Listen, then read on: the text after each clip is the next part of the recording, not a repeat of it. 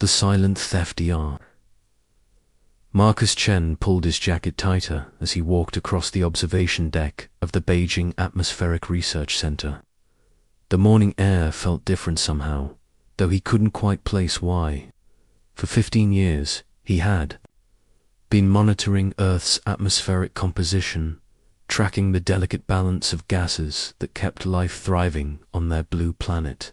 Inside the climate-controlled facility, Marcus settled at his workstation and began reviewing the overnight data collection. Numbers filled his screen, showing oxygen levels, nitrogen concentrations, and trace gas measurements from monitoring stations scattered across China. What he saw made him frown deeply. The oxygen readings were down by 0.004% from yesterday's measurements. Such a drop might seem insignificant to most people, but Marcus understood atmospheric science better than almost anyone alive. Oxygen levels didn't just fall overnight without a cause. Natural fluctuations were measured in parts per million over months, not percentages over days. Marcus spent the next several hours checking and rechecking his equipment. Every sensor was functioning perfectly. Every calibration was exact. The readings were undeniably accurate. Something was systematically removing oxygen from Earth's atmosphere, and it was happening faster than any natural process could explain. His hands trembled slightly as he reached for his secure communications device. Dr. Elena Rodriguez, in Madrid, answered on the second ring. "Marcus, what's wrong? You sound concerned." "Elena, I need you to check your atmospheric readings from the past week. Look specifically at oxygen levels." There was a pause as Elena accessed her data. "That's strange. I'm showing a consistent daily decrease of about 0.004%. I assumed it was equipment drift, but ... double quotes, but it's not," Marcus finished. "I'm seeing identical readings here in Beijing." Over the next 6 hours, Marcus contacted atmospheric monitoring stations around the globe. Tokyo reported the same oxygen depletion. So did London, New York, Sydney, Cape Town, and São Paulo. Every single monitoring station on Earth was recording identical atmospheric changes. The implications terrified him. If something was deliberately extracting oxygen from Earth's atmosphere, at the current rate, humanity had perhaps 18 months before breathing became difficult for most people, 24 months before widespread suffocation began. Marcus immediately contacted the Chinese Ministry of Environmental Protection, who escalated his findings to the highest levels of government. Within 12 hours, his data was being reviewed by scientists and military officials from every major nation on Earth. Dr. Yuki Tanaka from the Japanese Space Agency was the first to suggest looking beyond Earth's surface. If something is systematically removing atmospheric gases, she proposed during an emergency video conference, we should examine what's happening in the upper atmosphere. Advanced satellite arrays were redirected to scan Earth's stratosphere and mesosphere for 3 days. They found nothing unusual. Then Dr. Tanaka adjusted the scanning frequencies to detect electromagnetic anomalies rather than visible objects. The discovery changed everything. Massive objects were floating in Earth's upper atmosphere, invisible to conventional observation, but clearly detectable through their electromagnetic signatures. These objects were enormous, each one roughly the size of a large city, and there were dozens of them positioned strategically around the planet. Admiral Rebecca Torres, commander of the newly formed International Defense Coalition, studied the satellite imagery with growing alarm. The objects were clearly artificial, obviously alien in origin, and they were positioned perfectly to drain Earth's atmosphere with methodical efficiency. "They're harvesting our air," she said grimly, during a classified briefing to world leaders. These aren't random visitors or explorers. This is a systematic operation designed to strip our planet of its breathable atmosphere. President Sarah Mitchell of the United States, speaking for the Emergency Global Coalition, authorized immediate attempts at communication. Radio signals were broadcast on every frequency toward the alien vessels. Mathematical sequences, prime numbers, and peaceful greetings were transmitted in dozens of languages. The response was silence. For 2 weeks, humanity tried every method of communication they could devise. They sent signals through quantum entanglement, projected massive light displays visible from space, and even launched small unmanned probes that attempted to make physical contact with the alien harvesters. Nothing worked. The aliens either couldn't detect human communication attempts or were deliberately ignoring them.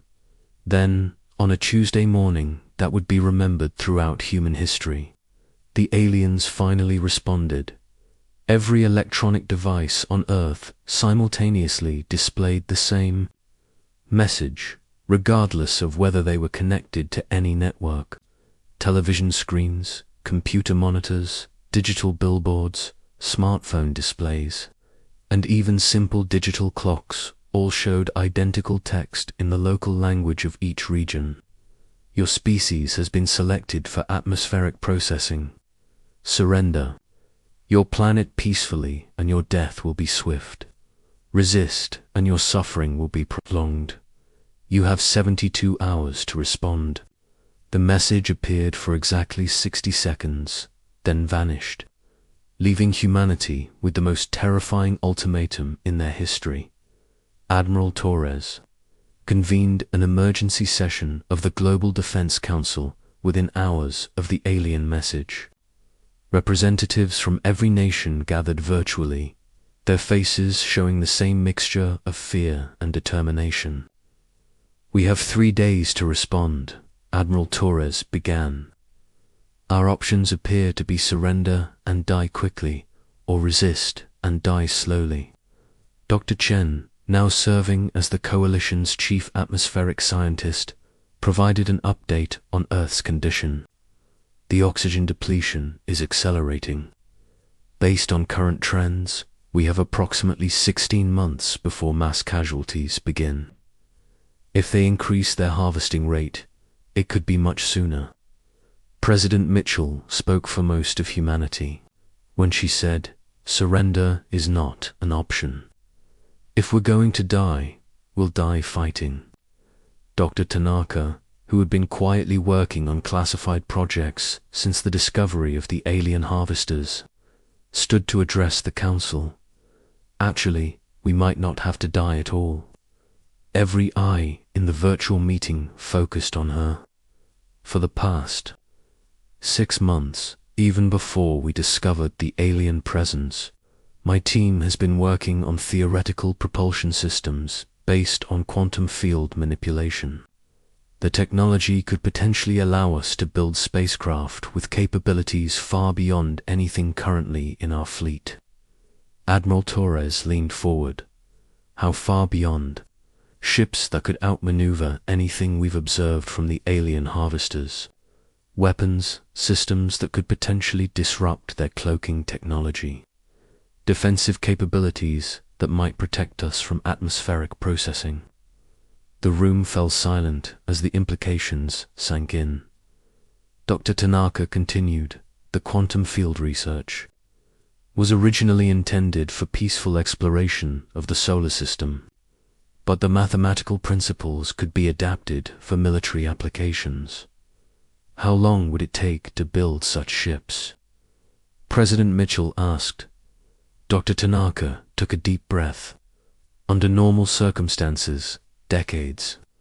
But if every nation contributes resources, if we share all technological knowledge freely, if we convert every available manufacturing facility to this project, we might be able to build a small fleet in 18 months. "We don't have 18 months, Dr. Chen reminded. Everyone, the atmosphere will be too thin to support human life by then. Then we build faster, Admiral Torres said firmly. We work around the clock. We use every resource on Earth. We build as many ships as possible before the air runs out. President Mitchell addressed the council one final time before the vote. We're talking about the most ambitious construction project in human history. Every person on Earth will have to contribute.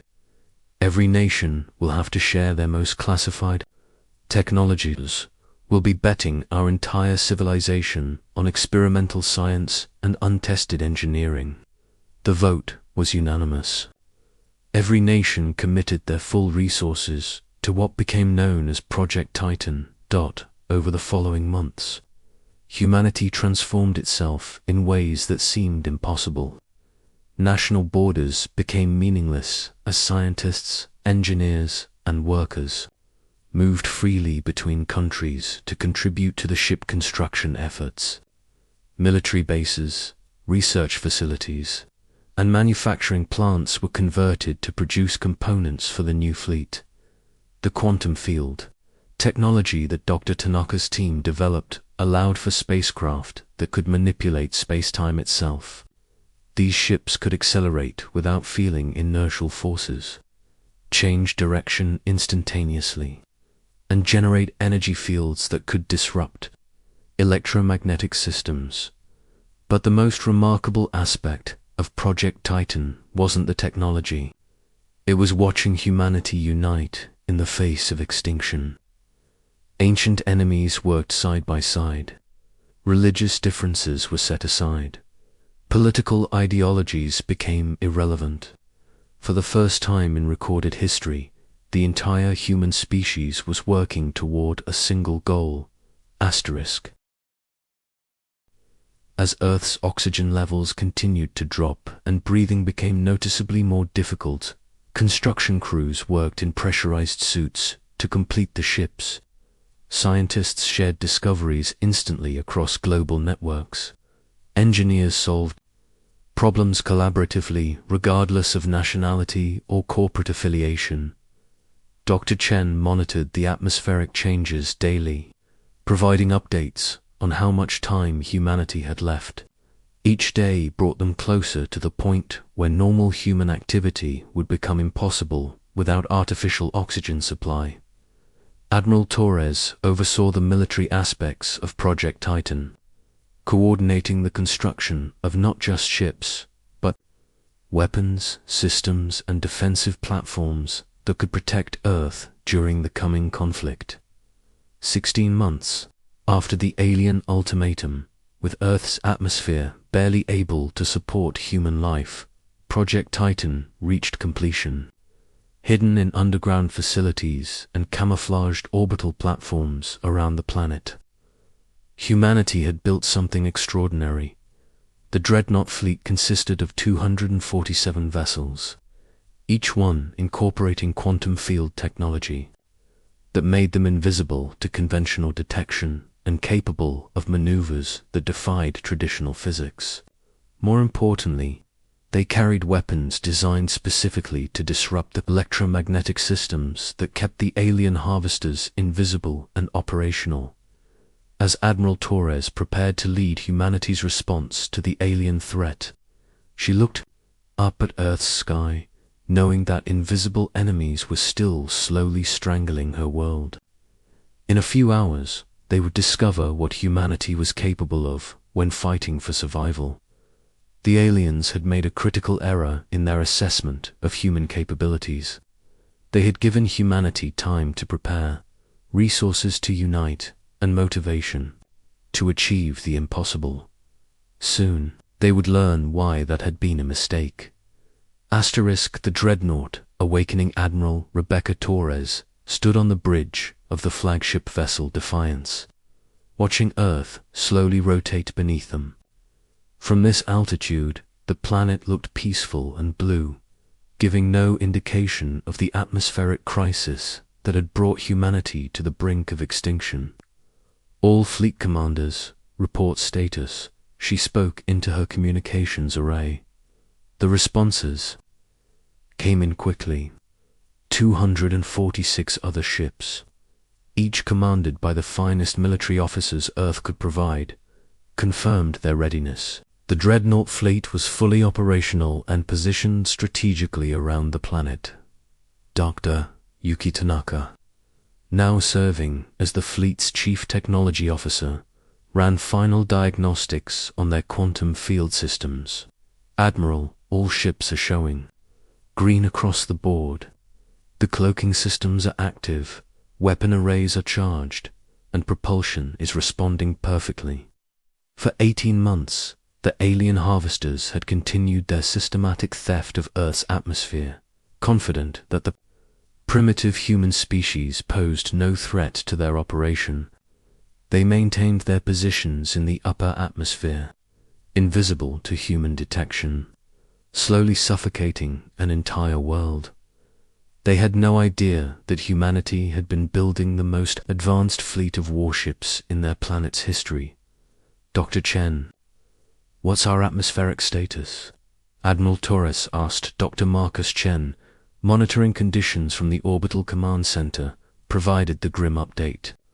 Oxygen levels are at 18.1% and falling. We're past the point where normal human activity is possible without assistance. If we don't stop the harvesters within the next few weeks, mass casualties will begin. Admiral Torres nodded grimly. They had reached the moment of truth. Either the Dreadnought fleet would succeed in driving off the alien harvesters, or humanity would suffocate while fighting for their world. All ships initiate Phase 1. Begin electromagnetic disruption sequence. Across Earth's upper atmosphere, invisible human warships began targeting the alien harvesters with precisely calibrated electromagnetic pulses. The quantum field technology that Dr. Tanaka's team had developed allowed the human ships to generate energy patterns that could interfere with the aliens' cloaking systems. The effect was immediate and dramatic. One by one, massive alien vessels began materializing in Earth's sky, their invisibility fields failing as human disruption beams overwhelmed their systems. Each harvester was revealed to be a colossal ship, larger than anything humanity had ever built, with dozens of atmospheric processing ports that had been slowly draining Earth's air. "My God," whispered Dr. Tanaka as she observed the readings. "There are over 300 of them. They've been surrounding our entire planet." The alien response was swift and aggressive. Energy beams lanced down from the harvesters toward Earth's surface, seeking to destroy whatever was disrupting their operations. But the beams passed harmlessly through empty space. The human ships remained cloaked and mobile, impossible for the aliens to target effectively. Admiral Torres watched the tactical display showing the positions of both fleets. The aliens had superior numbers and individual ship size, but they were designed for atmospheric processing, not combat. The human vessels, while smaller, were built specifically for warfare and incorporated technology the aliens had never encountered. All ships initiate Phase 2. Begin targeted strikes on harvester processing arrays. The Dreadnought fleet moved with coordinated precision. Each human ship targeted specific components on the alien harvesters, focusing their fire on the atmospheric processing systems rather than attempting to destroy the massive vessels entirely. Quantum field cannons, humanity's most advanced weapons, fired beams of coherent space-time distortion that could disrupt matter at the subatomic level. When these beams struck the alien processing arrays, the complex machinery simply ceased to function. Molecular bonds dissolving as the quantum fields rewrote the basic laws of physics in localized areas. The aliens began to realize they were facing an enemy far more advanced than they had anticipated. Several harvesters attempted to retreat from Earth's atmosphere, but found their paths blocked by human ships that could move faster than the alien sensors could track. Captain Elena Vasquez, commanding the destroyer Resilience, reported the first major success. Admiral, we've completely disabled the processing arrays on Harvester Group Delta. They're no longer extracting atmospheric gases. Similar reports came in from across the fleet. The human strategy was working. By targeting the aliens' specialized equipment rather than their ships directly, the Dreadnought fleet was systematically shutting down the atmospheric theft operation, but the aliens weren't defenseless. As more harvesters lost their processing capabilities, they began adapting their tactics. Energy beams swept across large areas of space, attempting to hit the invisible human ships through aerial effect attacks. The human fleet's mobility saved them. Ships that could change direction instantaneously and accelerate without inertial effects proved nearly impossible to target, even with widespread energy attacks. Dr. Chen's voice came through the communications array with excitement. Admiral, I'm reading atmospheric improvement. Oxygen levels have stopped declining and are actually beginning to rise. The harvesters aren't just shut down, they're releasing stored atmospheric gases back into Earth's environment. Admiral Torres felt a surge of hope, but maintained her focus on the battle. All ships, continue targeting processing arrays. Don't give them time to adapt or retreat. The turning point came when the largest alien harvester, a command vessel, nearly 30 kilometers long, attempted to coordinate a mass retreat of the entire fleet. Captain James Wright, commanding the heavy cruiser Determination, intercepted the command ship with a squadron of escorts. Admiral, the alien flagship, is trying to establish an escape corridor, requesting permission to engage directly. Permission granted, Captain. Show them what human determination looks like. The Determination and her escorts engaged the massive alien command ship in a battle that demonstrated the full capabilities of human quantum field technology. The human ships moved in three-dimensional patterns that seemed to defy physics, firing from angles that should have been impossible, while the alien vessel's weapons passed harmlessly through space where the human ships appeared to be.